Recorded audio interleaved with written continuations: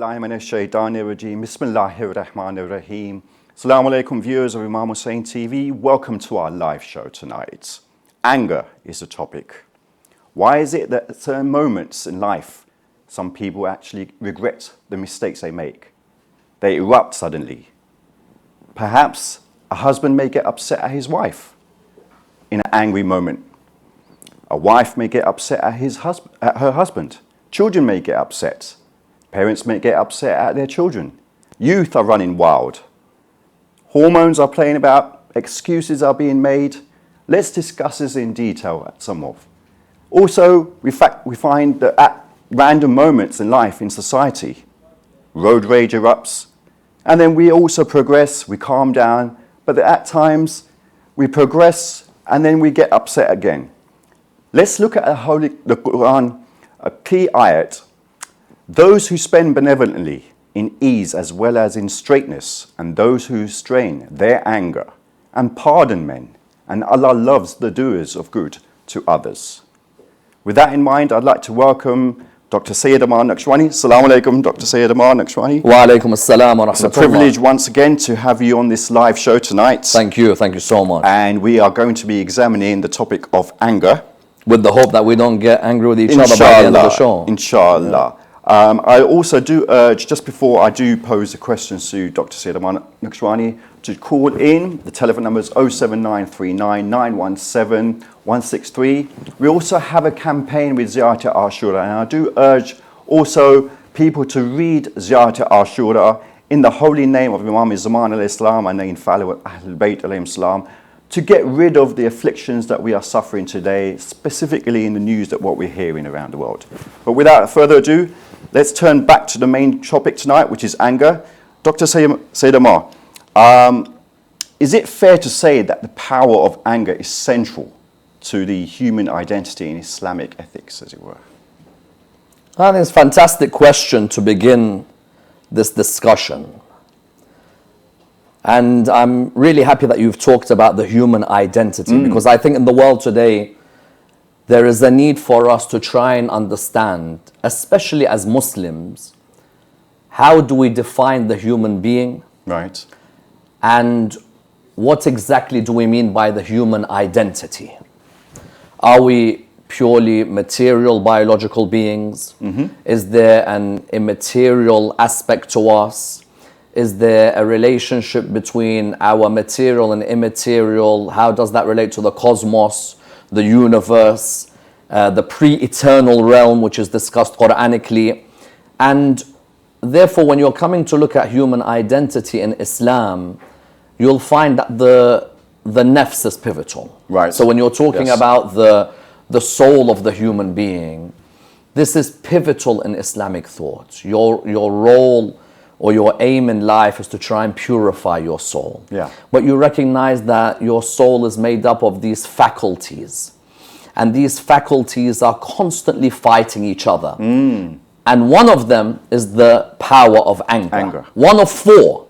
Right. Now, I must admit, there have been people who have discussed others. Some have discussed one of five, one of six. Fair. But generally, if you were to look at the identity of the human being in Islamic thought, there's these four faculties which are constantly fighting each other. Which one of them is going to gain precedence over the other? I see. The most honorable one is the power of the intellect. Right. And you've got the power of imagination, and the power of desire, and the power of anger. Okay. So in Arabic, you have the human being defined by al-quwwa al-aqliya. Okay. The power of the intellect. And then you have al-quwwa al-wahmiya, the power of imagination. Yes. Then you have al-quwwa al-shahwiyya, the power of desire. Right. And then you have al-quwwa al-ghadabiyya, which is very important for all of us in the discussion today. When you're looking at the word ghadab in the Quran, it's always translated as anger. Right. Although what's interesting is that the verse that you've used at the beginning talks of ghayz as anger, and we have ghadab as anger. And that would be interesting to see what's the difference between ghayz and ghadab. Sure. But suffice for us to recognize that the power of the intellect, the power of imagination, the power of desire, and the power of anger are in every single human being.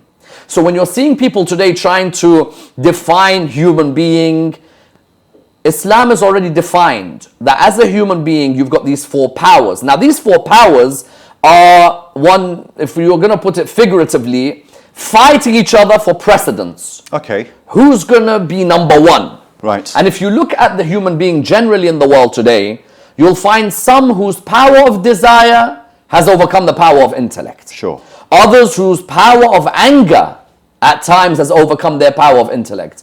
Others who their power of intellect is strong on most occasions, but sometimes the power of anger defeats that power of intellect. Right. You might find that some of us fall into those categories. Okay. There might be some of us, majority of the time, you could say 300 days of the year, our quwwa al-aqliya overcomes our quwwa al-ghadabiyya. Yes, our power of intellect overcomes the power of anger. But then a split second. Yes.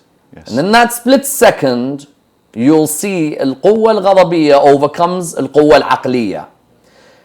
As we know, the intellect has the highest position in the religion of Islam, especially in the Shi'i worldview. Right. Okay? Right. As Imam Sadiq alayhi salam and the other Imams will always stress that the intellect is that through which Allah is worshipped and through which the heavens are attained. There is this focus on the intellect as being pivotal. And we as human beings love to always talk about the fact that, you know what, my intellect, nothing can defeat it. But there are times when our desires overcome our intellect. There's a split second fall. There are times when our imagination overcomes our intellect. Yes. And then there are times when our anger overcomes our intellect. Right. So therefore, central to the identity of the Muslim, of the human being is the power of anger. Right. How you deal with that determines how powerful a human being you are. Because you'll find these wonderful traditions from the Ahlul Bayt alayhim salam, where they say the powerful person is the one who's able to restrain their anger and show forbearance. Sure. Powerful person is not the one who's got the nicest six-pack. No. Or the biceps and the triceps, which everybody now, when they're signing up for the world of the physical, they want to go to the gym, they want to make sure they have the best physique. True. But how about the spiritual aspect? Yes. The unseen. Absolutely, you can't see it. You can lift those weights, but if you're someone who all of a sudden Who would switch. and you haven't mastered the arts, Yes. which the Buddhist or the Confucian or the Taoist or every religion, one may argue, has got certain disciplines as to how to master the art of restraint. Right, right. Very powerful. Yes. And when you have certain figures who've come, and you know, if I just want to give an example which everyone can relate to, someone like Bruce Lee. Yeah, absolutely. You look at the lines of Bruce Lee. Yeah, sure. And for most people, Bruce Lee is this man who's involved, you know, in the world of the martial arts. But for me, when I look at Bruce Lee, I'm looking at a man who's teaching us the essence of how you're able to restrain that faculty. We have a lot of lectures about the faculty of the intellect. Yes. But how about those other three that make up the identity of the human? Quite true. Imagination, desire, anger. Anger. And what's the aim ultimately? Can you master them where intellect becomes the rider of the others? Subhanallah. Subhanallah. Intellect is the one who controls the horse, which is unruly. Beautiful. One leg is the leg of desire. And the other leg is the leg of imagination. And the other leg is the leg of anger. And you're riding that horse, but you want intellect to be your symbol. True. Yes. And hence Allah subhanahu wa ta'ala in that first chapter of Al-Kafi, that first hadith, talking about his soldier being the intellect, how beloved it is to him. Yes, yes, yes. Yeah. Subhanallah. Thank you for that. Now, with respect to that, you've spoken about those four streams, as it were, or the four areas. Are there any main ethical texts, as it were, that focus or refer, you know, or may elucidate on the effects of anger for the benefit of our viewers and also myself? It it's very important that throughout this series we realize that there are these wonderful ethical texts which allow us to see how one restrains anger, how one controls anger. Also, the positive usage of anger and the negative. Anger is not always bad. No, of course. Because if, for example, now, and this is what's beautiful about the texts, is that these texts highlight to you, if you remember on our discussion on envy, envy can be positive. True. If you see someone else doing well in life, and you're like, well, mashallah, may God give them more and give me like them, that's positive. Absolutely. That's right. And anger as well. If I see someone in the street who's being bullied, or I see a friend at school being bullied, I see a colleague at work being bullied, the power of anger at that moment is vital. Because I cannot just sit there and watch someone being oppressed. No. So it's got its wonderful usage as well. Now the text that I would use, first and foremost, the Quran, I think is neglected when it comes to an ethical worldview. True. The Quran is not just a book of history. Unfortunately, the way we portray the Quran makes some people think that the holy book is a book of history. Yeah. The Quran is not just a book of history. The Quran has many wonderful discussions of an ethical nature, as per the beautiful verse that you quoted, Surah 3, verse 134. Yes. الذين بسم الله الرحمن الرحيم الذين ينفقون في السراء والضراء والكاظمين الغيظ والعافين عن الناس والله يحب المحسنين. These types of verses which talk about those who restrain their anger, those who forgive, those are the righteous ones, those are the doers of good. In that moment, if that verse alone was the whole Quran, that's enough for me to build an ethical treatise from. True. Restraining anger, forgiving, that is the meaning of a good deed. So you've got the Quran. Okay. Then you've got the works which have reached us from the Ahl al-Bayt alayhim salam. If you were to ask me, summarize ethics in one dua, I'll say dua makarim al-akhlaq. I think if as Muslims, we just gave a non-Muslim dua makarim al-akhlaq, it's enough for a person to say, wow. Subhanallah. Someone might say, but Sayyidina, why don't you just give them the Quran? Yeah. The Quran has certain verses which are revealed in a particular social milieu, which, if you're wearing 21st century thinking caps, can be hard to relate to. Right. Okay. Like the Bible, and certain stories. Sure. But when you're looking at Dua Makarim al-Akhlaq of Imam Zayn al-Abidin, you'll find wonderful ethical lessons there. Lessons where, when, subhanallah, that line, when he talks about the fact, وَأَبْدِلْنِي مِنْ بُغْضَتِي, and replace the anger, وَأَبْدِلْنِي مِنْ بُغْضَةِ أَهْلِ شَنَآنِ الْمَحَبَّةِ, replace the anger of my worst enemy into love for me. That's enough. Yeah. It's enough. I don't really need to go any further when I have dua makarim al-akhlaq. The sadness is, I would say that apart from Shahr Ramadan, there are hardly any discussions of this dua. True. So now what do I have? I have the Quran. I have dua makarim al-akhlaq. Then I have wonderful selections or wonderful compilations of hadith on subjects like anger. For example, the monumental work Al-Kafi of Shaykh Al-Kulayni, which it saddens me that I would say over 90% of the Shi'i world has not read Al-Kafi. Yes. When you've got this text with thousands of traditions from the Ahl al-Bayt, and still you've got people out there who have not read Al-Kafi. Yeah. Neither the usul, nor the furu', nor the rawda, none of the sections. Within Al-Kafi, I remember reading 13 ahadith on Kadhimin al-Ghayth, on those who restrain their anger. 13 ahadith. So you've got a text like Al-Kafi. Then you've got ulama who have left for us texts. And alhamdulillah, a lot of these texts are translated in English now. Alhamdulillah. So when you have, for example, a work like Jami' al-Sa'adat. Oh yeah. Of the renowned scholar Naraqi. And you've got Mahajjat al-Bayda of Al-Fayd al-Kashani. And you have, for example, a text which I've seen in the English language known as the Scales of Wisdom. Then you have the bundle of flowers. These are all texts which can guide us on areas like anger. What did the Ahlul Bayt say? If I can't control my anger, how do I deal with my anger? How do I restrain my anger? When to be angry, when not to be angry. These are wonderful texts. We as a community have these at our disposal. But we've neglected them. We've neglected, and I think the ones to blame are people like me. Okay. Not the communities. People like me are to blame. Not solely though, surely. I would say people like me because of the fact that people in my position who supposedly studied a couple of books here and there have not opened the chapters of these texts to their communities with the vigor and the rigor that was needed. Okay. I think when you look at many of our communities, they don't know who Faith Kashani is. They don't know who Naraqi is.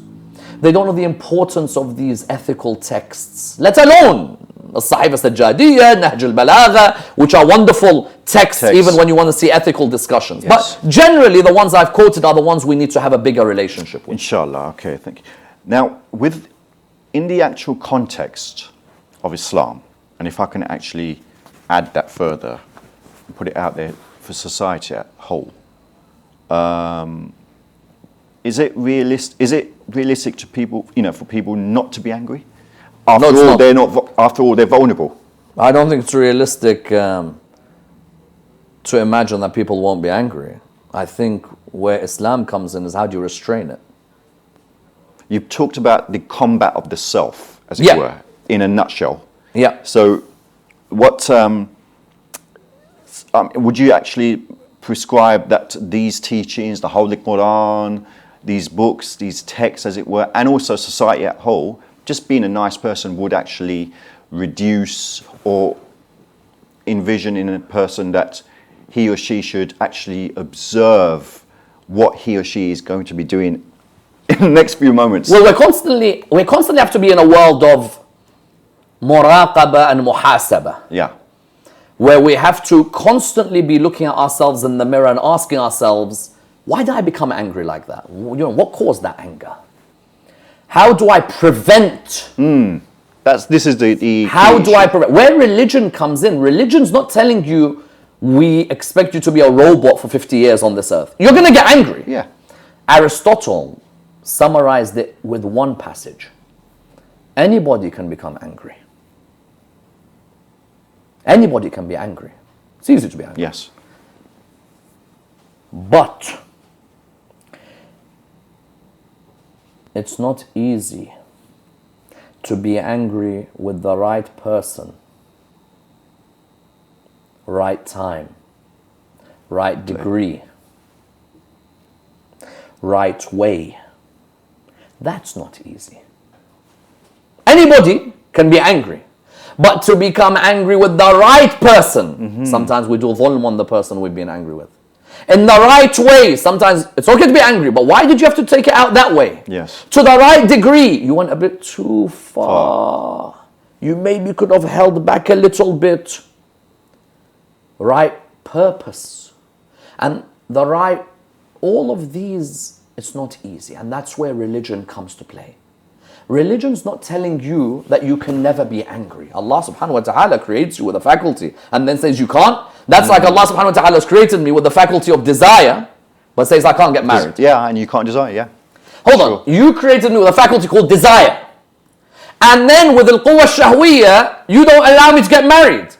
Likewise with anger, Allah subhanahu wa ta'ala created me with the power of anger. When Aristotle is saying, listen, anybody can be angry, that's easy. But thinking about that moment of anger, was it the right degree of anger and the right purpose of anger, the right way of anger to the right person? That's not easy. Control. That's restraint. Because we have traditions from the Imams, the keys to all vices is anger. Anger. There are certain criminal acts that have taken place in human history. Look what the basis of it is: revenge, anger. Anger, revenge. And so, we shouldn't imagine this idea that we cannot get angry, but learning how to master this faculty is the purpose.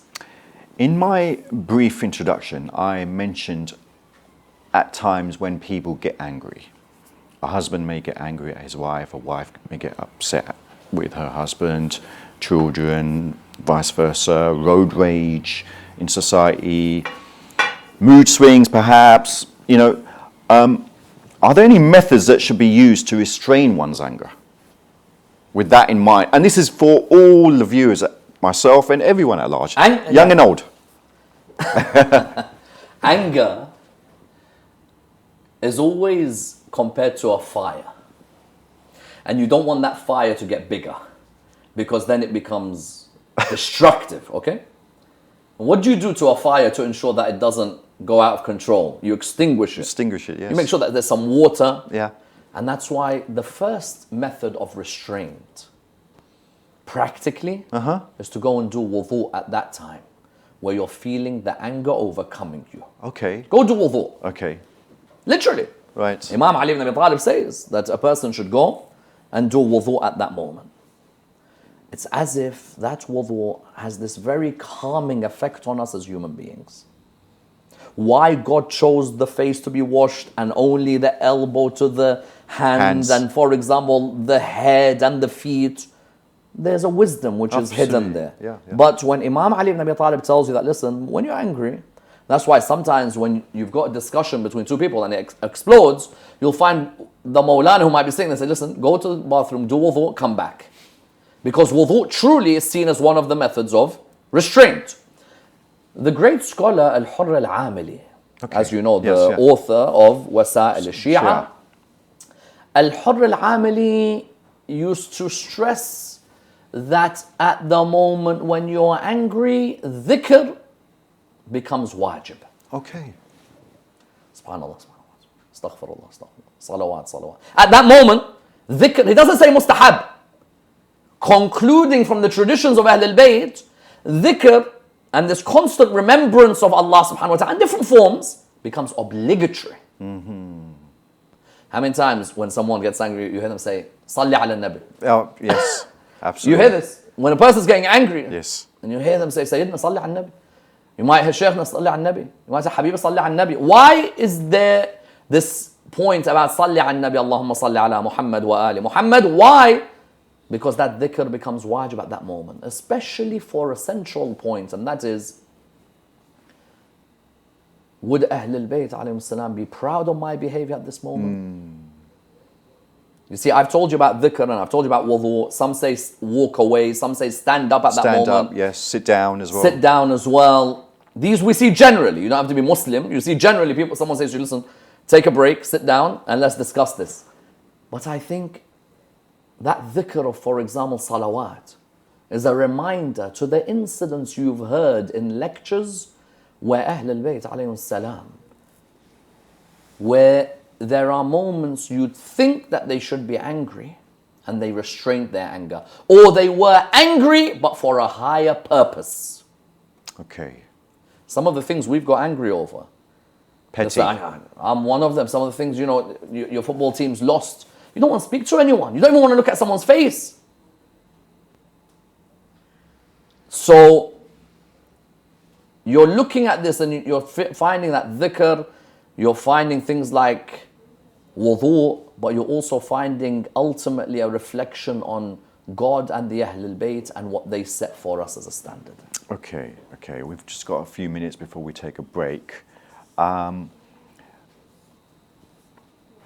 God Almighty, Allah subhanahu wa ta'ala, He seems very angry in the Holy Quran, in certain verses that are narrated. The Quran, the Bible, and the Torah. Where is His love and mercy and forgiveness, as it were? Well, in some cases, you can't blame Him for getting angry. He makes it clear that His mercy encompasses everything. Yeah. And sometimes even that moment of anger is a source of mercy because it wakes a group of people up. True. But you look at why God gets angry, there are certain things that the human being has done. Okay. That whether you believe in God or you don't, were acts which are really disgusting or despicable or a real act of arrogance against humanity. Like, for example, God gets angry with Pharaoh. Yeah. Tell me, when Pharaoh is telling people to build for him a spiral staircase so he can meet the Lord of Musa, and you know, in those days, there's no scaffolding, there's no safety lifts, there's no safety equipment. You know, any building you go to now, people will say to you that before you enter that building, make sure you're wearing all the safety equipment. Yeah, and here you've got Pharaoh telling his Lord, you know, okay, so what? Another person died. And another person died. That person, when he drowns, tell me, God's anger is unjustified? That person who was willing to kill newborn males because they could be the ones who end up taking over his kingdom. That anger is unjustified? Or anger with a group of people who he saves from Pharaoh, and then what do they turn around and do? Start worshipping an idol after God has saved them. That anger is unjustified. There's nothing petty which me and you might get angry over. Allah subhanahu wa ta'ala, when there is anger, it's because there is a form of injustice and oppression that has taken place against society. Okay. Dr. Sayyid, we'll be just going for a short break, viewers. Do join us again in the next moment or two. I do urge you also to telephone. You can also WhatsApp your questions. The telephone number is 07939 917 163 for your WhatsApp questions. See you right back shortly.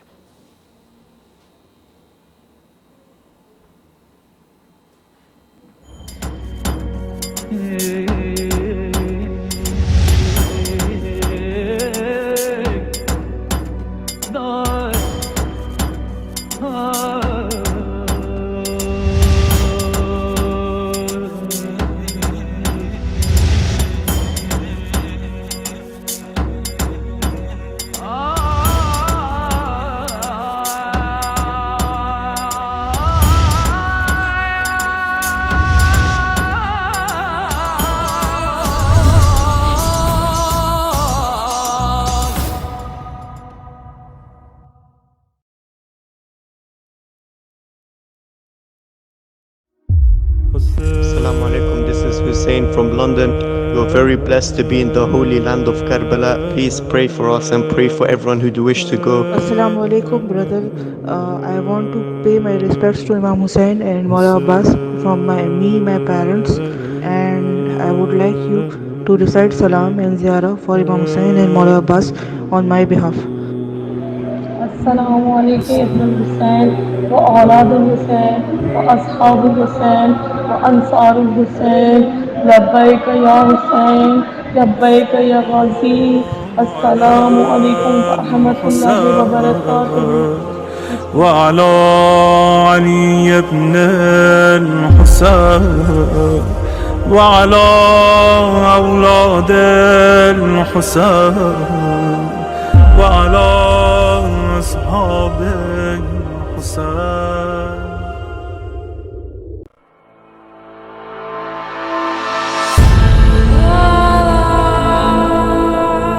We all have a duty towards the preservation and the propagation of the message of Imam Hussein alayhi salam. Indeed, one of the best ways to work towards the reappearance of Imam al-Mahdi ajjalallahu ta'ala farajul sharif is through promoting the values of Karbala. Imam Hussein Media Group is the only Shia television network that broadcasts globally in 5 different languages: Arabic, Farsi, Turkish, Urdu, and English. We are appealing to the lovers of Imam Hussein alayhi salam worldwide to support the channel such that it may continue its global operations. Imam Hussein Media Group is seeking 1,000 partners to pledge to a £14 contribution per month. This will allow the channel to sustain its operating costs as we continue to spread the message of Imam Hussein alayhi salam in multiple languages across the globe. You be a part of this great legacy and donate today.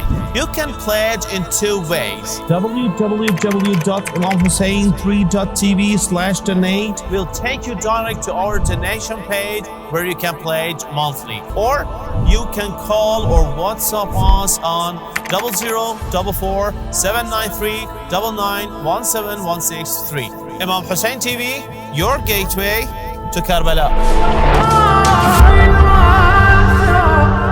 ويا باب نجاة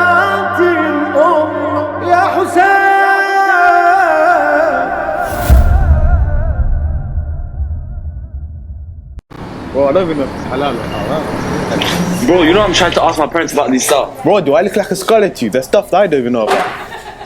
Where were you? Hey, I just came Why are you back. so late? Hold on. Guys, to talk about haram again. Yeah, man. Guys, I came across this thing called SOS. No It's an way. IPTV, yeah. You can go on your WhatsApp, type any question you want about your name on it. That's mad, is it? Wait. You're trying to tell me I can ask any question without mentioning my name? Yeah. So I wouldn't need to feel embarrassed when I have a question to ask. Nah, don't worry. Go on WhatsApp, type your questions in about your name. What time does the show start? It's 6:30 p.m. I'm doing it. Come, let's go. Watch it. Cameras are ready? Yes, I'm ready. Live, yeah? Yes, Facebook? stream's ready. Stream's ready. Said Mohsin, are you ready? Yeah, I'm ready. Okay, get ready. We're gonna go live. Okay, we're gonna play intro. Playing intro. You got 5, Going live.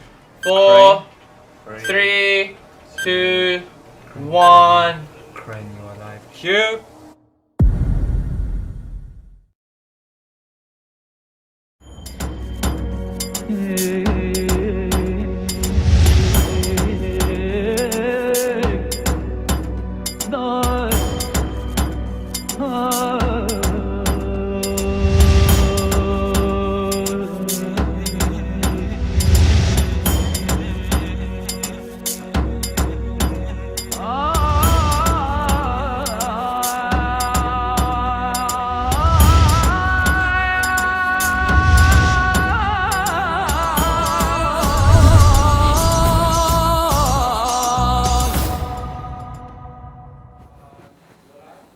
Assalamu alaikum and welcome back to our live show tonight on Imam Hussein TV. Anger, the topic.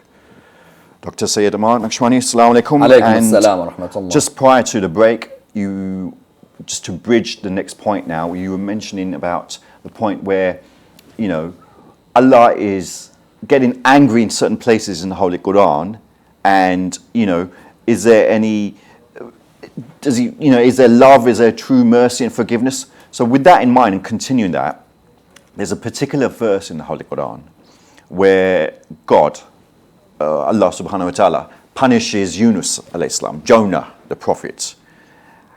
And with that example in mind, how do we expect to control our anger, as it were, when the prophets couldn't restrain theirs? And this is a question. This is a big. It's a big question because whether nuni الذهب مغاضبا. Remember we spoke about ghadab. And now you have in Surah 21, verse number 87, the ayah saying, وَذَنُّونِ إِذْ ذَهَبَ مُغَاضِبًا. The Nun, of course, being another name for Nabi Yunus alayhi salam. The Nun referring to, the person of the whale, or the person of the story of the whale. Yeah. Which we discussed in the Prophets in the Quran series in the holy month of Ramadan with Brother Minhal. In that wonderful, 22-part series. And many people translate this wrong, whether nuni الذهب مغاضبا, and the Nun left in a state of anger, angry with his people, not angry with his Lord. There's a difference. If he was angry with his Lord, then I have to question the prophethood of such a person and why I'm taking him as a prophet. Because a prophet of Allah subhanahu wa ta'ala will not be angry with their Lord. They recognize the Lord is the Lord of justice. The Lord is the Lord of mercy. The Lord is a Lord of forgiveness, that even those who've angered him, the door of forgiveness remains open for them. Yes. Here, Nabi Yunus alayhi salam, when someone says, well, how can I control my anger when Nabi Yunus alayhi salam himself couldn't control his, وَذَنُّونِ إِذْ ذَهَبَ مُغَاضِبًا? No, he left his people in a state of anger with them. Someone then says, okay, if it's about his people, he's left them in a state of anger, why would Allah let him go into the belly of that whale? It wasn't a direct correlation where I leave the people, then suddenly I'm thrown into a belly of a whale. Firstly, I've gone to shore, I've gone to a ship, they've cast the lots, I'm the one who's been chosen as the one who's going to be taken off this particular ship. Then while I'm in the belly of the whale, which is not a normal occurrence of a human being in the belly of the whale, he then comes out with that wonderful supplication or that wonderful invocation that many of us recite. La ilaha illa ant, subhanak, inni kuntu min al-zalimin. Zalimin doesn't always mean those who have been oppressive. It can mean those who were hasty in their decision. Right. Because as you know, Nabi Yunus alayhi salam, his people were the only people where there was a punishment that was going to be meted out against them. But because they all came together in dua as a community, Allah subhanahu wa ta'ala forgave them. So the Okay. anger which we see in the prophets of Allah subhanahu wa ta'ala tends to be anger with the people. Okay. Now someone might turn around and say, well, why don't you restrain your anger? You know, you're prophet of Allah subhanahu wa ta'ala, you're telling us about anger and you can't restrain your own anger. As I said, anger is not always negative. If it's anger for the sake of God and the cause of God, of course that can be looked at relatively as well, because you know, anyone out there can say, well, the reason I'm going to blow up this building is because I'm angry for the sake of Allah subhanahu wa ta'ala. No, these are prophets of God. Their judgment is that which is guided by Allah subhanahu wa ta'ala. And so there are moments when that anger is good because there is oppression or injustice. And there's a need for it. Viewers, I do urge for you to call in and also WhatsApp your questions. The telephone number once again is 07939 917 163. Also, I mentioned at the beginning of the show that it would be good and beneficial in this time, as it were, for all the afflictions that one is facing, to recite Ziyarah Ashura through the tawassul of Imam Izman alayhi salam and the holy Ahlul Bayt alayhi salam. Dr. Sayyid Ammar, going forward now, in terms of the holy Ahlul Bayt alayhi salam, we've mentioned about Nabi Yunus alayhi salam. Did the holy Ahlul Bayt alayhi salam get angry? Are there any instances at all yes, that we the find? The Ahlul Bayt are not robots. Of course the Ahlul Bayt get angry. But they taught you the art of restraining anger. And they taught you the art of directing it only in God's cause and not for one's personal gains or motives. Manifested wonderfully in the character of Ali ibn Abi Talib on the day of Khandaq. If we just had a show called Restraining Anger at a time of oppression or grief through the lens of Ali ibn Abi Talib alayhi salam, that would be enough. That would be enough. MashaAllah. Imam Amir al-Mu'mineen alayhi salam's restraining his anger. You know, there's a lot of us out there who say we are Shi'at Ali. And we are proud to say we are Shi'at Ali. We recognize that this is the beacon of spirituality in every school in Islam. No doubt.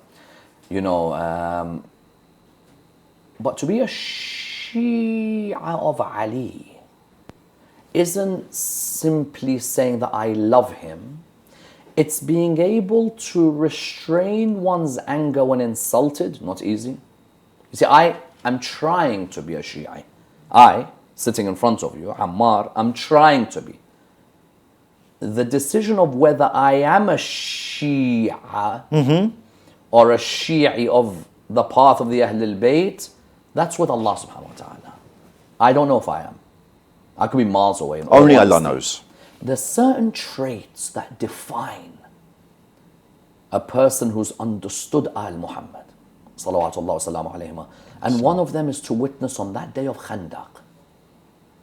You've got an extrovert, arrogant, male, chauvinist by the name of Amr ibn Widd al-Amiri coming out to the Muslim community, which on that, at that time was about 18 years of age. Small, nascent Muslim community in its formative years. Okay. And he's saying, which one of you guys can fight me? Where are you? You all claim to be brave. Some of you have already run away in battles, as the Quran says in Surah Al-Imran. So which one of you can fight me one-on-one? Let's see. You won at Badr. You had a good number of you who ran away at Uhud. And now at Khandaq, let's see who can fight me. And this is a ferocious warrior. And subhanallah, you got Amir al-Mu'mineen alayhi salam in his 20s. He said, I'll fight you. What's your name? Ali, son of Abu Talib. He goes, I won't kill you. Why? Because your father was a friend of mine. He goes, but I'll kill you because you're an enemy of God. You're this arrogant man who just wants to get rid of people simply because of their belief in God. We're not just going to sit back and watch that. Don't exterminate us just because of our beliefs. We all know what ensued. There's this one-on-one fight. And there's this moment that remains epic. And that is that Imam Ali alayhi salam seen walking away, because imagine these two people are fighting and all you're seeing rubble, dust, you can't really see what's going on. Then you see Imam Ali walking away and then you see him coming back. And then he comes back with the great victory, Allahu Akbar. They said to him, what happened? You walked away, you came back, you walked away, you bought the victory. He's like, when I was fighting, when I was about to strike him, he spat at me. And had I struck him at that moment, then I would have struck him because he angered me. And I never strike anyone who's angered me. I only strike those who've angered Allah subhanahu wa ta'ala. And that's why the Prophet on that day, there is this line which I think you can give 100 lectures on.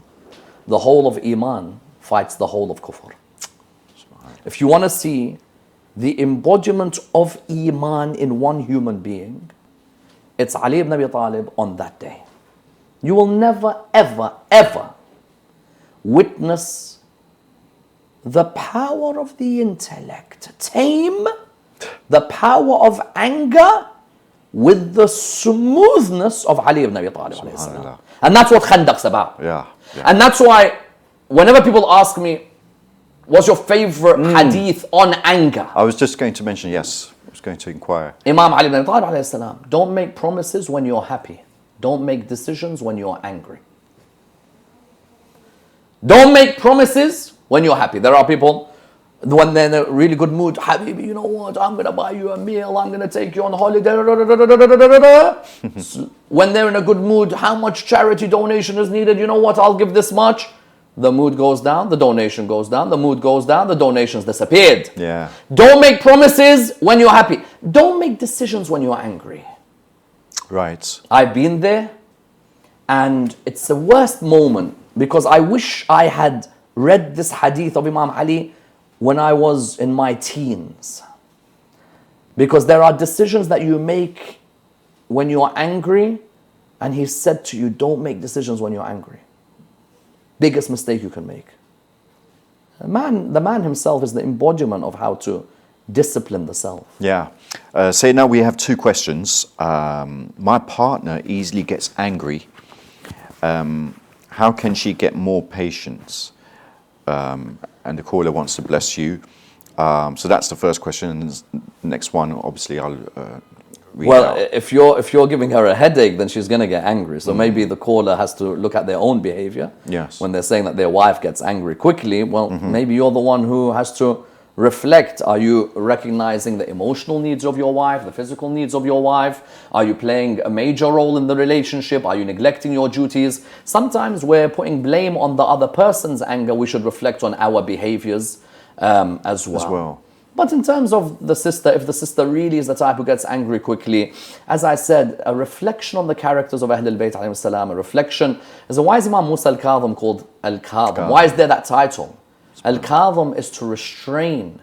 Al-Ghayth is anger. Now, we earlier said Ghayth is anger, and we said that Ghadab is anger. Ghayth is very much related to the nafs and restraint, which is internal. I see. Ghadab is when you manifest it externally. I see. Even with the manifestation with the physical organs as well. You go and you're willing to destroy you because of that anger. Normally, Ghadab would be associated, for example, with God, we can use ghadab, but we won't use ghayth. Okay. Right. So with God, you're going to refer to the fact that his ghadab may come on a certain group of people because of their disobedience.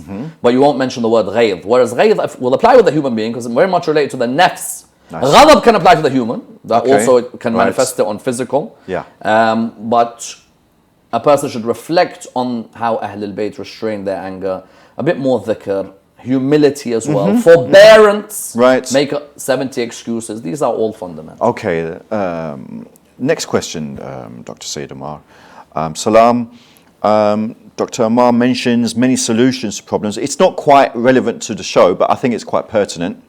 However, I wanted to ask whether he had any advice on how to start our journey in seeking Islamic knowledge. So he may be a new Muslim. I think there are some distance learning programs which are available at institutions where a person can gain a great amount of knowledge.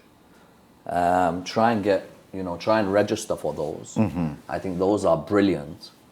The Islamic College for Advanced Studies, for example, has a distance learning program with some really wonderful courses that are run. Secondly, don't neglect the activities in your local mosque. And if there aren't many, then ask the resident scholar to begin weekly classes. You know, so we mentioned Al-Kafi, maybe weekly classes on chapters of Al-Kafi. Or weekly classes of Quranic exegesis, for example. Right, okay. Those are great ways of gaining Islamic education as well. Okay. Yeah. Now to a major point. The central focus naturally today in tonight's live show is around anger. You've mentioned at least one instance where, you know, Nabi Yunus alayhi salam, Allah subhanahu wa ta'ala got upset or angry, as it were, at the community. The holy Ahlul Bayt alayhim salam, how they restrained anger. But now let's come to a key area in history on Sayyidah Fatima Zahra salamu alayha salam. The anger, as it were, Fatima's anger is God's anger. And that's quite key. I mean, it's very powerful, as it were, as a statement. Fatima is a part of me, and I am a part of her. So is the narration, as it were, from the Holy Prophet, peace be upon him, and the Holy Ahlul Bayt alayhim salam. She is clearly, according to Sahih Bukhari, which are one of the 6 chief books, as it were, from the Ahl Sunnah madhab, quite, prominent, angry with the first Khalif on the issue of Fadak. How do the different schools of Islam view this moment in early Islamic history? Would she get angry, as it were, over something just trivial, over a piece of land? So if I'd like to, with your permission, just read out from Sahih Bukhari. Narrated by Aisha, Volume 5, Book 59, number 368. Fatima and Al-Abbas came to Abu Bakr, claiming the inheritance of the Prophet's land of Fadak and his share from Khaybar. Abu Bakr said, I heard the Prophet saying, our property is not inherited, and whatever we leave is to be given in charity. But the family of Muhammad can take their sustenance from this property. By Allah, I would love to do good to the kith and kin of Allah's apostle, rather than to do to my own kith and kin. Another key narration, Volume 5, Book 59, number 546, as a tradition, narrated again by Aisha. Fatima, the daughter of the Holy Prophet, sent someone to Abu Bakr when he was a Khalif, asking for her inheritance of what Allah's apostle had left of the property bestowed on him by Allah from the Fay, i.e. booty gained without fighting in Medina and Fadak, and what remained of the khums of the Khaybar booty. On that, Abu Bakr said, Allah's apostle said, our property is not inherited. Whatever we leave is, i.e. sadaqah, but the family of the Holy Prophet can eat of this property. By Allah, I will not make any change in the state of the sadaqah of Allah's apostle, and will leave it as it was during the lifetime of Allah's apostle, and will dispose of it as Allah's apostle used to do. So Abu Bakr refused to give anything of that to Fatima. So she became angry with Abu Bakr and kept away from him. So what I'd like to ask is the context of the term anger, the right, as it were, the hukuk. Was it her right? Can you please elucidate to this? Because this is obviously quite a critical factor in Islamic history. Yeah, I think there's a couple of central points that emerge from Fatima al-Zahra alayhi salam dying angry with Abu Bakr. And these points are of the utmost importance. The first is the conception of Fatima alayhi salam in Shi'i and Sunni literature. In Shi'i thought, we believe she is infallible and the greatest lady to have ever walked on the face of this earth. There is a mystical dimension to her. The same Gabriel who communicated to Mary also communicates to Fatima. in the discussion that we've had on Mus'haf Fatima. Generally in Shi'ism, when we look at Ali, Fatima, Hassan, Hussein, we don't look at them as Arab personages or as former mushriks or pagans who converted. These are the very manifestation of Allah's light on the earth, wonderfully described in the surah known as the Surah of Light, verse number 35. They are the ones who are the first lights. Ayat Nur. The ones who Adam recognizes. So if you look in Shia theology, there's a mystical edge. Secondly, for us, Fatima Zahra alayhi salam is not to be praised because she's the daughter of the Prophet. Yeah. I honestly will be frank with you, I couldn't care less about the fact that someone's the daughter of or son-in-law of or father-in-law of. To me, she is a source of knowledge. And thirdly, so when I say source of knowledge, you know there is a tradition that says go and take half your knowledge from Aisha, for example. For me, I would say go take half your knowledge from Fatima. Other schools in Islam, no. Okay. She's not ma'sooma. No. We believe she's infallible. They do not believe she's infallible. And hence it's easy then that if she has a moment of anger with the first Khalifa, you could say, well, first Khalifa is not ma'soom and she is not ma'sooma. So they both make mistakes and they both can get... Where's the difference? Fatima's a part of me. Whoever angers her, angers me. Whoever angers me, angers Allah subhanahu wa ta'ala. Fatima bada'atun minni. Man adhaha, faqad adhani. Man abghadaha, faqad abghadani. And whoever's angered me and whoever's hurt me, hurts Allah subhanahu wa ta'ala. Now, that's why certain people, when they see Fatima's anger with the first Khalifa, of course, most people don't know. Let's be frank here. Most people in the Muslim world haven't got a clue. Because the picture that's always been portrayed is that all these people loved each other. And if there are any differences, don't discuss the differences and so on. And then you'll have the sectarian watchdog and the Ammar bil Ma'ruf and Nahi anil Munkar police force who will be all after you. Of course, when you say anything, you're sectarian. The droves and the countless number of insults against the Shia, that is not sectarian. Yeah. But the moment you discuss anything, then automatically you're sectarian. That's one, it's something to be respected when a person can set the parameters of sectarianism and say that we dictate what's sectarianism. Yes. Which really shuts up your own people, because the moment you start saying anything about that's sectarian, this is sectarian, that's sectarian. No, on the contrary, this is a clear hadith. But I think for the Shia, they need to understand our conception of Fatima Zahra alayhi salam is a conception of a mystical, spiritual nature, not just an Arab girl who's the daughter of a prophet, but she's open to making mistakes. No. We're talking here the manifestation of light and a house where Gabriel used to visit. That's different from a house where you grew up as a mushrik, bowing down to idols. Class difference is very clear. Yeah. Okay, just continuing on that subject. Her anger is so clear, as it were, in narrations, that she's buried secretly in the middle of the night. Is that true? Yep, and it's said. And why don't many Muslims know about this?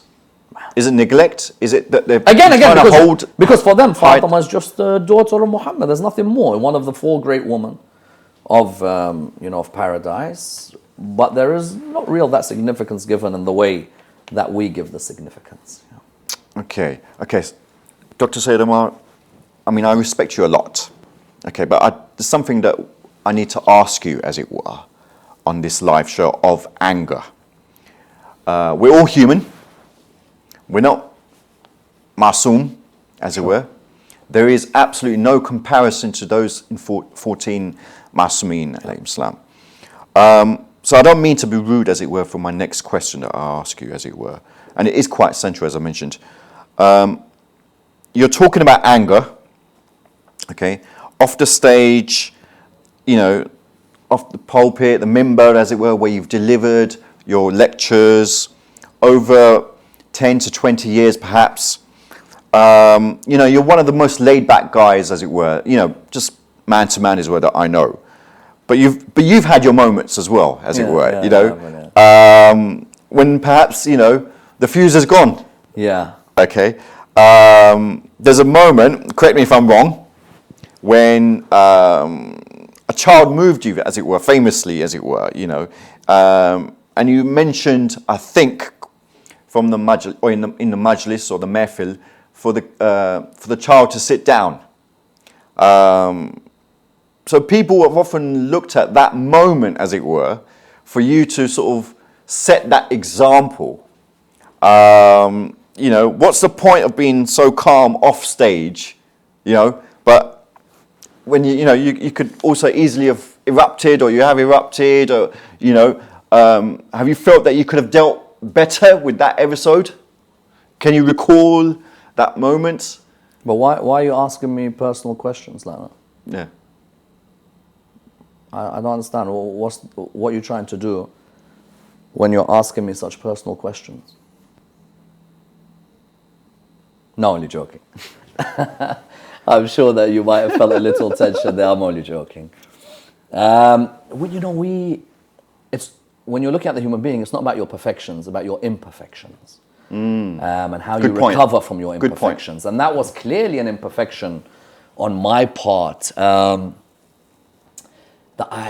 I look back, in my lecturing career, especially much younger, and there were moments when I should have just said things in a bit of a different way. But I recognize it as an imperfection. I'm not ma'soom. And that child that I told to sit down in that particular lecture, if that child had just been moving around for like 30 seconds, then it could easily be a toilet break. And you got to recognize that people can't just sit for an hour without necessarily having to move. There could be an emergency even. But in that situation, quite a large crowd, and it was like, the 4th or the 6th of Muharram or something, and the child had been moving around for over 5-6 minutes, and it was very, you've got these verses in your head of the Holy Quran, and you've got this particular structure you're trying to keep, and then you've got the words child moving, and those, you don't want child moving in the middle of a long ayah from Surah Al-Baqarah or Surah Al-An'am, because one thing you don't want to do is make a mistake in that ayah, especially the YouTube police will be after you for making a mistake. But still, it doesn't justify it. I should have, I could have said it in a different way. And I asked for forgiveness, from not only the family whose child that was, but even from anyone who was offended in any way, in the same way that they'd want Allah to forgive them for their slip-ups or for their moments. And that's where your character, you develop your character, I think anyone who's seen the last few years would see that there is an evolution, there is a growth in the human being, irrespective of when you're center stage. And that can happen to anyone in life. And that's why when I'm talking about anger now, I think it's from a much more mature aspect than had I spoken about anger in my 20s, where you would have had a couple of moments that really don't, as you said, represent your character, but may give people an image that, well, this person's extremely strong, but also strict and can erupt all of a sudden. All you can do is you can ask forgiveness. Anyone who was offended, you ask them to forgive you in the way that they'd want Allah to forgive them for their slip-ups or their lack of restraint on certain occasions. Inshallah, khair. Thank you for that. Now to some practical matters around the topic of anger as well. So we've got a few questions. Amina, she's actually texted in to say that her husband's he's a nice guy, but when he erupts, gets angry, he takes it out on her. And unfortunately, he's left her with bruises as well. So obviously alluding to the fact that he's been violent. So what would you mention around this? Because it's quite a serious matter. I wouldn't call it rare. I think it does happen in some cases, as it were. What would you... I think in such situations, sometimes anger comes from an origin of deep pain. Sometimes. And that's why I think sometimes when you have a husband like that, let him open up to someone, even if it's a counselor. I know people who got angry very quickly. We can never understand the sudden turn of character. You know, 1 minute just calm and next minute a switch. Sometimes because of bullying when they were younger, some because of sexual abuse when they were younger. Okay. Some were growing up in an environment where they were actually taught that, listen, this is survival of the fittest. Yeah. And the only way that you're going to survive is not by being a nice guy. No. Some saw their father's behaviors and were affected. I'd always say, try and let that person open up. Even if it means that you take them to somebody who can allow them to open up. I think that's very important. You know, we've mentioned about wudu. You know, sometimes with a husband like that, forget wudu, you might need to put a bucket of water on their head to calm them down, because they can really go into a rage where they start smashing things and so on. But sometimes deep down there's a pain. And sometimes I think we need to allow the person to open up and explain what is the background of why you could become so venomous. And sometimes through talking, communication, these people can change. Okay, another question. Khadija, she's texted in to say that my father is very arrogant. He's a very arrogant man who's always, you know, been quite condescending, as it were, to us as in obviously the children, especially when we have guests at home. And I want to erupt, as it were. So obviously here we have a stance, as it were, of naturally age difference, but a difference in opinion, khayal, whatever you want to call it. So what would you actually advise the daughter here, as it were, when her father, you know, is quite arrogant and he just doesn't like perhaps guests, the mood? Firstly, do read Dua Makarim al-Akhlaq. Okay. There are those lines where you can pray for such people's guidance. You know, the lines that we mentioned earlier, وَأَبْدِلْنِي مِنْ بُغْضَةِ أهل الشنآن المحبة ومن عقوق ذوي الأرحام المبرة ومن خذلان الأقربين النصرة. Lines like that I think are very important for us to study and to read. Secondly, that could be your test. Allah may have given you everything in life, but your father's condescending attitude may really be your test. Are you able to restrain your anger? You know that ayah, الَّذِينَ يُنْفِقُونَ, and this ayah is really the base of restraining of anger. That's ayah in Surah 3 verse 134. All of us should try and read it tonight. الَّذِينَ يُنْفِقُونَ فِي السَّرَّاءِ وَالضَّرَّاءِ وَالْكَاظِمِينَ الْغَيْظَ وَالْعَافِينَ عَنِ النَّاسِ وَاللَّهُ يُحِبُّ الْمُحْسِنِينَ. This ayah is embodied in Imam Zayn al-Abidin's behavior on one occasion when one of the servants at home dropped the hot water on Imam Zayn al-Abidin. Okay. And Imam Zayn al-Abidin had this wonderful habit which can be seen throughout the Ahlul Bayt, where their servants end up memorizing the Quran. Like Sayyidah Fidda alayhi salam. Yes. And when, now you imagine there are, you know, people who watch the show living in India and Pakistan and the Middle East who've got maids at home. And those maids make mistakes. Always remember Surah 3 verse 134, because when Imam Zayn al-Abidin's servant at home, when they poured the hot water and it went on Imam Zayn al-Abidin, the Imam looked at them and they looked at him and said, وَالْكَاظِمِينَ الْغَيْظِ, and those who restrain their anger. He goes, I've restrained my anger. وَالْعَافِينَ عَنِ النَّاسِ, he said, and I forgive you. وَاللَّهُ يُحِبُّ الْمُحْسِنِينَ, Allah loves those who do good. He said, you're freed for the sake of Allah subhanahu wa ta'ala. So you've got the servant who's telling Imam Zayn al-Abidin alayhi salam the very verses of the Quran which were revealed in Imam Zayn al-Abidin alayhi salam's honor and household, in the sense that his great-grandfather's household. But what's even more beautiful is how the application of the Imam, you know, boiling hot water. Just imagine that was, you know, a really hot soup in the holy month of Ramadan. So you've been fasting in this holy month of Ramadan, and then all of a sudden, you've got this situation where you're about to break your fast, and the person who's at home, it could even be your brother, your sister, your wife, your husband. The test for you is, are you able to show your power at that moment by restraining your anger? Power isn't that I can slap you at that moment, that's weakness. Yeah. Power isn't that I scream at you at that moment, that's weakness. Our test at that moment is, are we able just to hold back just a couple of seconds and just say, you know what, don't worry about it. And I hope that can be done in this situation. Okay, there's a couple of questions. One from Bolivia. Yeah. Sayyidina. I think it's a very intelligent question. I'm just going to read it out exactly how it is. I've kind of forgotten how to be angry because of restraining it so much, due to which I get taken granted for. Please advise when we can be angry and what kind of tone one should have when displaying anger. Oh, there are certain people who have I definitely think a disposition that helps the purity of their self. I'm not going to say that Allah favors some above others, but there are some disposition from even certain households of purity.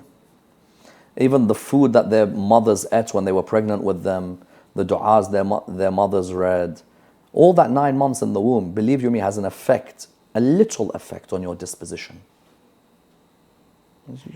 If you're a mother, you got pregnant 9 months in the womb, and you're sitting at a gathering where there's vulgarity being blown out and the speakers are just bringing out cursing, and you're sitting there dancing with friends, you know, your son's not going to become Faith Kashani or Hur al-Amili. Or your daughter's not going to be the embodiment of the great legacy of all those wonderful ladies who were wives or daughters of ulama. So all I would say is, if you've reached that level, credit to you. I do sense a bit of pain that sometimes you become immune from saying anything anymore. Yeah. But as long as your anger is for the sake of Allah subhanahu wa ta'ala, then I don't think it's anything to worry about. You know, if you see things for the sake of Allah, or see people being oppressed and not say anything, there's a problem. Okay. But as I said, Aristotle said it's easy to be angry. Yeah. But, you know, right direction, right way, right purpose, right degree, that's what we got to think about. Okay, there's a question from Hani from San Diego. I'm angry at the way mosques are run. And the same... We got to chill out on the number of angry people in the world, man. Same traditional lectures, same people running the mosque, and there's no space being catered for youth, is his point. I've decided not to attend anymore and would rather listen online than turn up and build up my anger. Hani, my dear friend, when you attend the mosque, you're not attending because of your own personal satisfaction. It's an honor for you to be in the banquet of Imam Hussein alayhi salam. Subhanallah. Tomorrow, as we all know, is the wilada of Imam al-Baqir alayhi salam.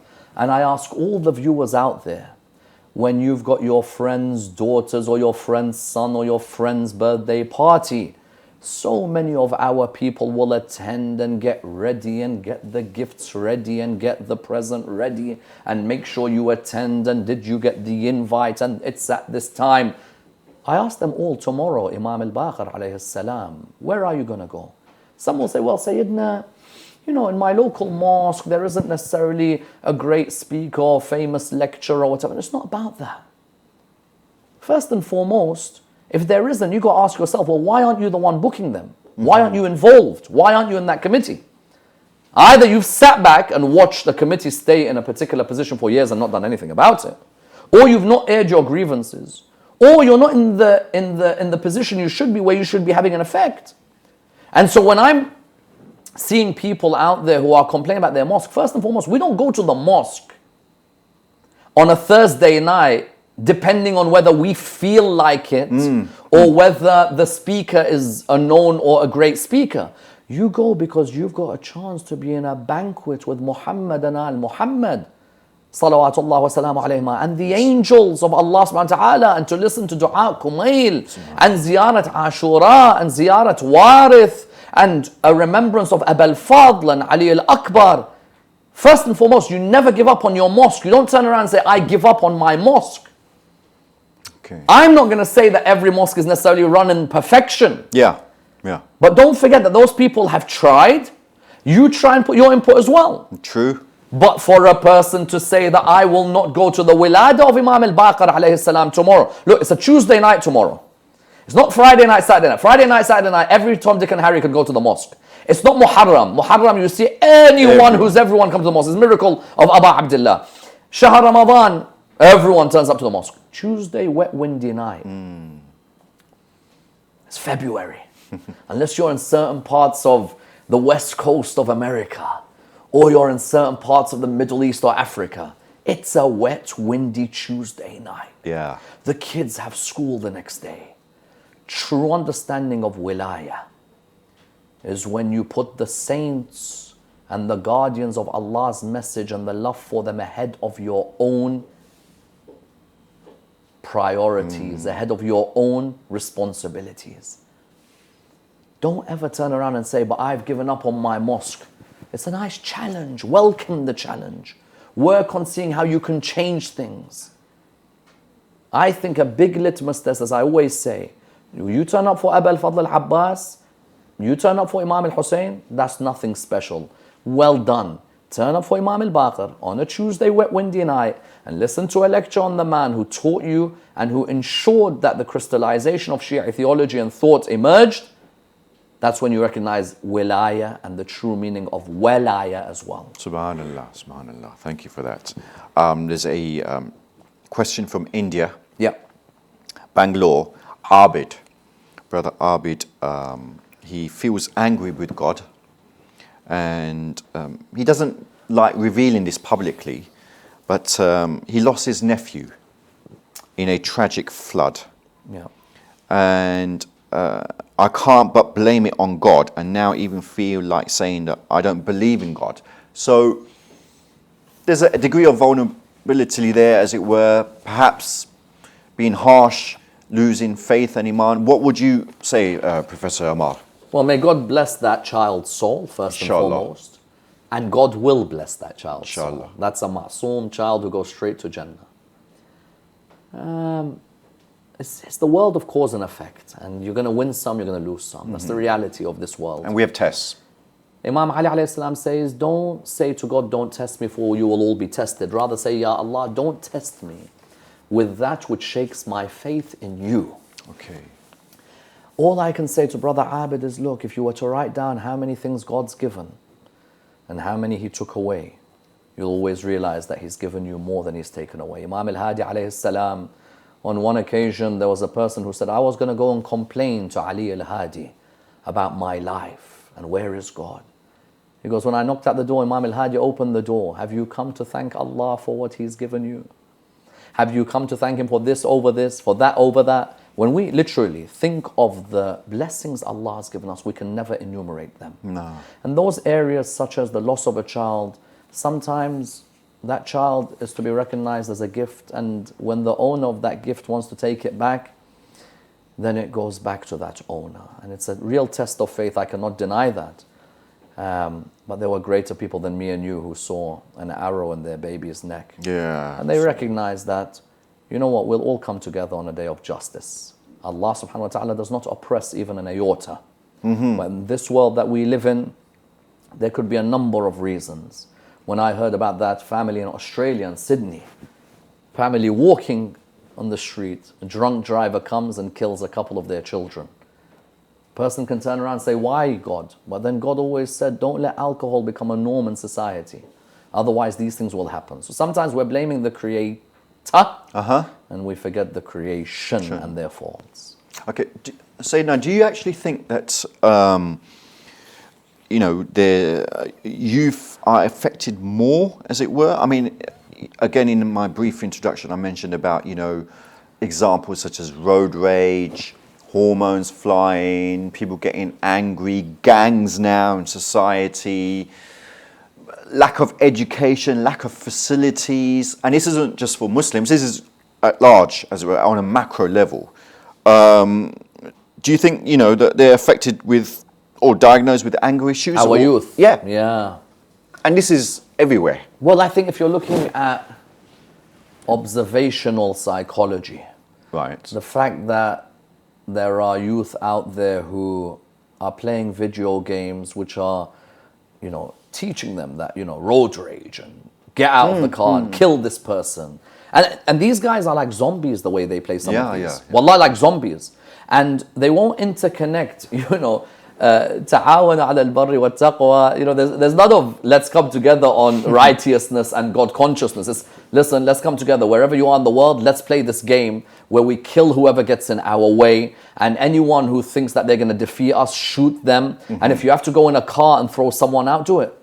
People become conditioned to this even being in their daily lives. There are people who have killed students because of video games. There are people who have killed because they found that when a person displays anger in a film, that's their role model. The film has an effect on them as well. So I think sometimes there is a responsibility in the media and in the industries generally which affect our children, that what are we giving our kids to play? Am I giving them a game that encourages road rage? Get out of the car and beat this person, senseless acts. You know, go around, shoot people, go around, stab people. The music sometimes they listen to.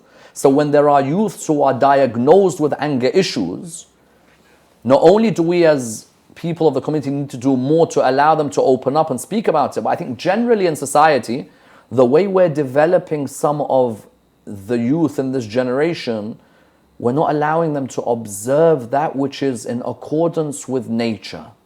Rather, we're allowing them to observe blood and war and death as a norm. And if we continue to do that, there's a generation that's just going to destroy itself. Okay, this is the final question, and unfortunately, we'll have to end it after that, Sayyidina. I'm treated quite badly, the sister mentions, by my in-laws, constantly bullied, and my husband just tells me, just ignore it and be patient. How does one contain their hurt and constantly being bullied, as it were, without snapping into a moment of anger? Yeah, it's a difficult one. I think the husband just needs to be a bit more supportive. But also, you know, there are moments where you can keep repeating it to the husband until then, sadly, you two end up fighting because of the behavior of the in-laws.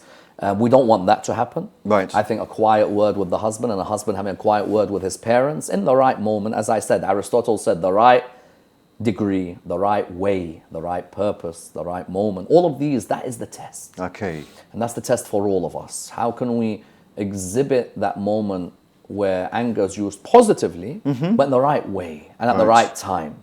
And also, I think there's a need for reverse psychology sometimes as well. Okay. You know, if you're getting bullied sometimes by the in-laws, if you show that you're being affected, I think the bullying continues. And I think sometimes if you show a smile, then someone gives up eventually, thinking, you know what, this person can give as much as they take.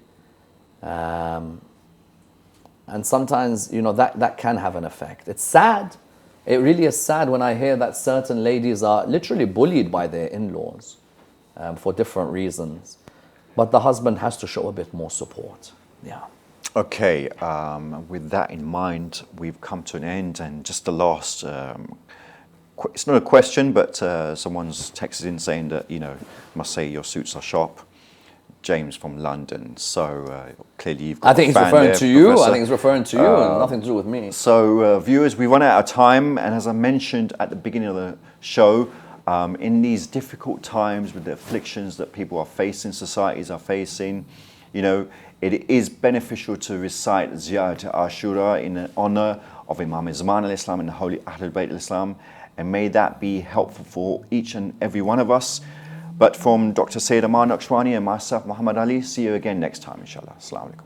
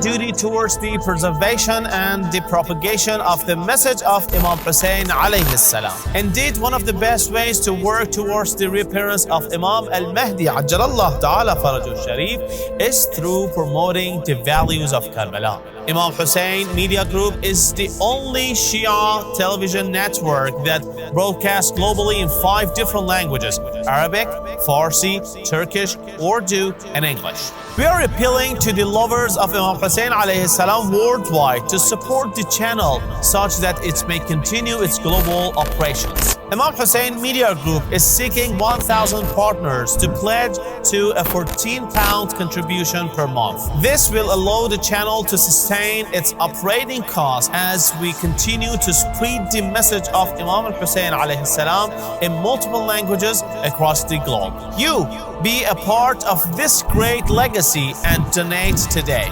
You can pledge in 2 ways. www.imamhussein3.tv/donate will take you direct to our donation page where you can pledge monthly. Or you can call or WhatsApp us on 0044 793 9917163. Imam Hussein TV, your gateway to Karbala.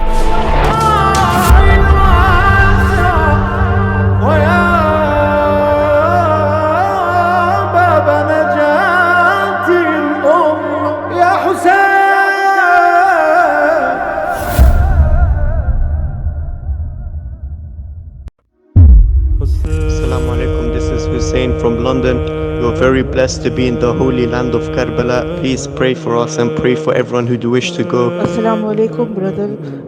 I want to pay my respects to Imam Hussein and Maula Abbas from my parents, and I would like you to recite salam and ziyarah for Imam Hussein and Maula Abbas on my behalf.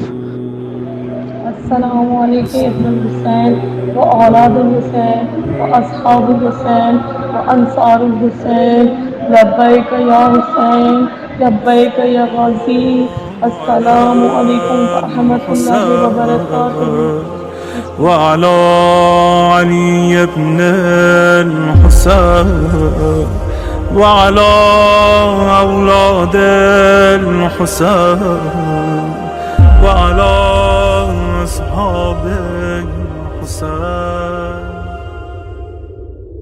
Bro, I don't even know if it's halal or haram. Bro, you know I'm trying to ask my parents about this stuff. Bro, do I look like a scholar to you? There's stuff that I don't even know about. Where were you? Hey, I just came Why are you back. so late? Hold on. Guys, to talk haram again. Yeah, man. Guys, I came across this thing called Come SOS. No It's an way. IPTV, yeah. You can go on your WhatsApp, type any question you want about your name on it. That's mad, is it? Wait. You're trying to tell me I can ask any question without mentioning my name? Yeah. So I wouldn't need to feel embarrassed when I have a question to ask. Nah, don't worry. Go on WhatsApp, type your questions in about your name. What time does the show start? It's 6:30 p.m. I'm doing it.